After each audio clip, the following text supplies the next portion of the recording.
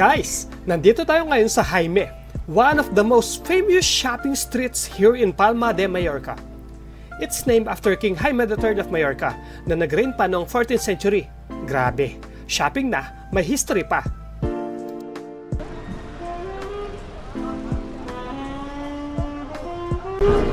Diba daddy, ang kulay ng panda, white at saka black lang.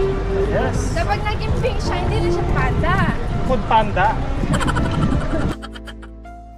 Bukod sa mga luxury brands, andito rin mga shops na swak sa budget. Perfect pang pasalubong. About Eskinita, punong-puno ng choices. Siksik sa dami ng pwede mong madiskubre.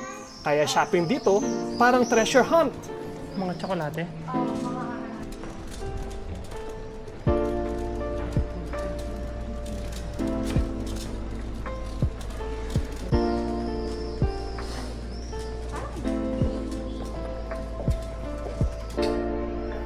At ayun na nga, habang naglalakad kami, look what we found!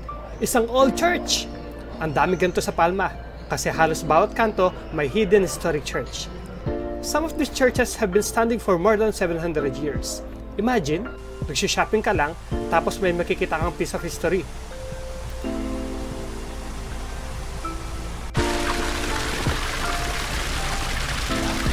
Okay guys, eto na.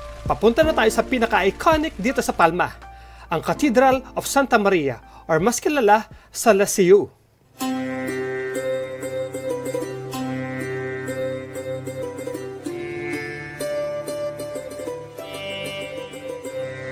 Construction started noong 1229 at natapos lang ng 1601. Imagine, halos 400 years bago matapos.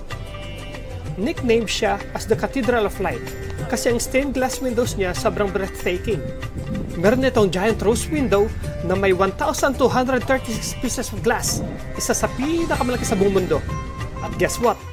Antoni Gaudi, yung sikat na architect ng Sagrada Familia sa Barcelona, actually worked here in the early 1900s. Grabe guys, ang taas ng columns. Tapos, yung light ng sun tumatama sa stained glass. Parang a rainbow show siguro sa loob ng simbahan. Ito yung tinatawag nilang light show from the Middle Ages. Ang galing!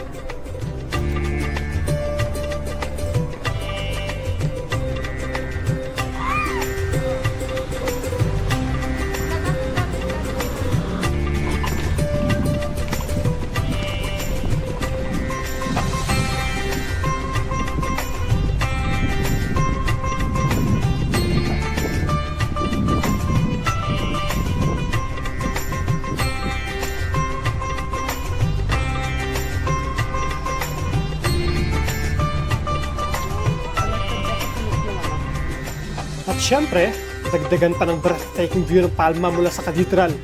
Parang postcard na buhay. Masanay ka na rin dito sa Espanya. Kasi maski sa gilid-gilid, may makikita kang nagtutsuktakan.